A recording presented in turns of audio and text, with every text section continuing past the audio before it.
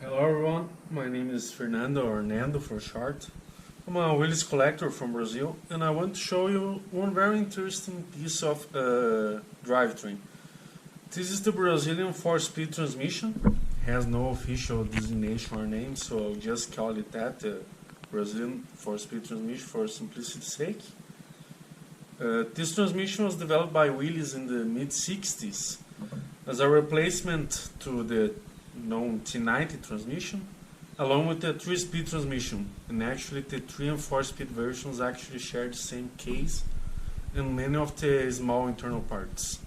They are also the same physical size as the T90, both in height and length, and they had the same mounting pattern, so it's a direct replacement. You can swap a T90 for one of these. I'll now bring you closer inside to show you how Willys managed to stuff 4 gears inside this T90 size case. So coming inside the transmission, what Willys did was very clever. On a normal 3-speed like the T90, you have 2 forks engaged in the gears. One for second and third gear and one for first and reverse. So normally to add the fourth gear, you either have to lengthen the case, just make it longer, or add the reverse gear into tail housing, which is what Borg Warner did in the T10 transmission.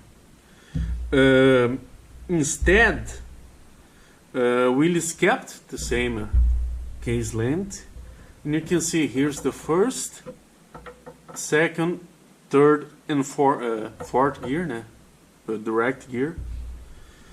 And how do you engage reverse? Willys actually made the reverse idler gear down there. It can be seen really. I'll try to shine a light on it. But reverse idler gear down there is actually movable. So when the engaging sleeve for the first and second gear is in the neutral position, you can actually shift the reverse idler gear forward, and it will engage both with the cluster gear down there and the engaging sleeve up top. So right now it's in neutral, as you can see. Now I move it forward, you can see it's in reverse. And then back to neutral. I have the cover up top because since this was a column shift transmission, Willys had to control this some way. And normally on a 3-speed transmission, you'd have one rod going to the second and third gear fork and another rod coming to the first and reverse. To get a 4-speed with that kind of system, you have to have a third shifting rod and make the column shifter mechanism more complex. What Willys did was very similar in concept to what more modern front-wheel drive manual cars have. You have one rod that controls what actual shifter rail or fork selected. So you have this lever right here that shifts these two control, let's call it levers too, goes left and right. So you go either, you can shift to reverse, first and second, or all the way here, third and fourth. And the other control rod actually connects to this lever on the side that goes front and back to actually move the fork. So when it's here, you move it this way, you engage the reverse, neutral, so first, second, third and fourth. I actually decided to come back and shot some better close-up footage because my camera can't get this close. So here we can see better the reverse idler gear setup. The shifter lever has a pin down there, and it moves the reverse hydraulic gear to the back where it gets out of the way, and to the front where it engages with the main shaft. Must have something else now, so you can see spinning in reverse. Actually, I don't believe I can show you, but right down there you can see the cluster gear engaging with the hydraulic gear. There was also a floor shifter version of this transmission, and you would find the column shifter version in aeros, wagons, trucks, and then the floor shifter you would find in the Jeeps, and also in the Ford F-100 trucks when they use the 2.3 liter overhead cam engine. It used the Willys transmission. So this works like a normal column shifter's floor shifter transmission, sorry. And you have the shifter lever missing right here. It just goes left and right. You select a shifting rail, go back and forth, choose your gear.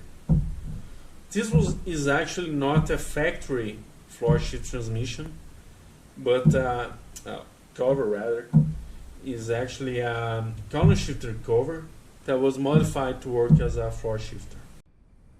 So what we have here now are the cluster gears of the three kinds of transmissions. From top to bottom we have the T90, the Brazilian 3-speed, and the Brazilian 4-speed. As we can see, the overall length of these cluster gears are all the same. Like I mentioned, the case is the same size. We can also see that the driven gear comes from the input shaft. It's actually the same width in all of these. But if we look at the T90 and then the Brazilian 3 and 4 speeds, we can see that the first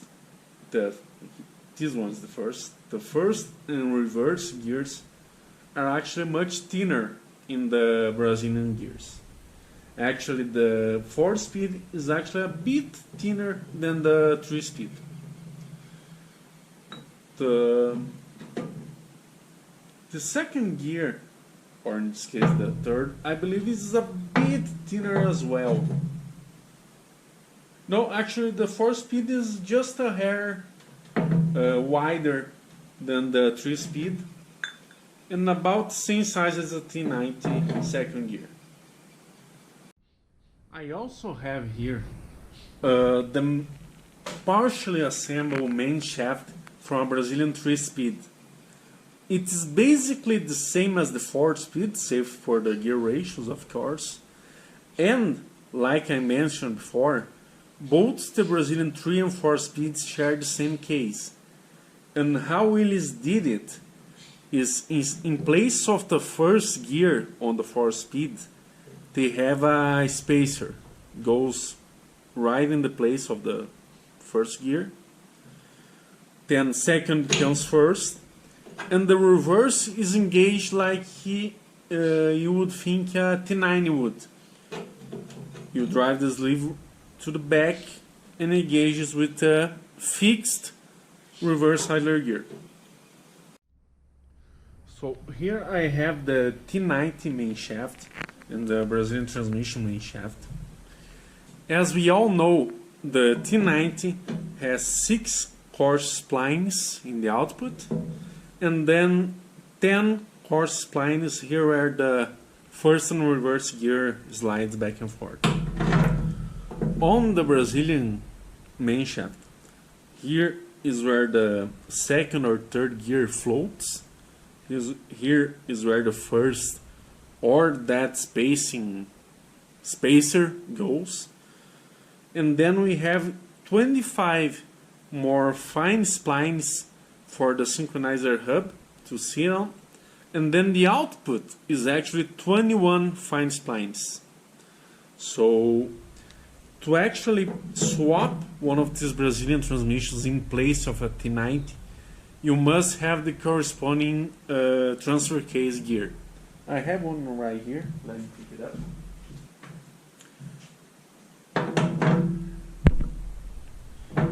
I actually have both models.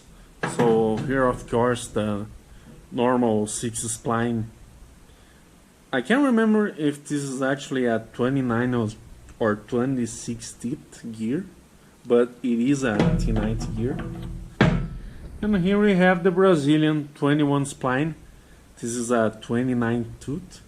They only came stock in 29, but I believe you can get 26 in the aftermarket. And they're a bit more finicky to get on. But here they are. As a bonus, I actually got the TKs back on the table. As I believe most know, the output yokes on the Dana 18 model transfer case, they use the same spline as the Dana 44 and 25 axles, 10 course splines. I don't know when exactly, but Brazilian transfer cases actually switched to the 26 splines you'd actually find on a more modern Dana 44 axle.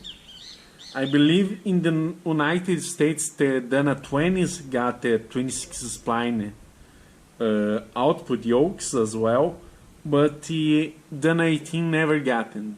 It went all the way to the end with the 10 splines. I actually don't have the output yoke for this side of the transfer case. I have the one up front mounted, but I took the rear output yoke to get sleeve in the local machine shop. Had a groove from the seal.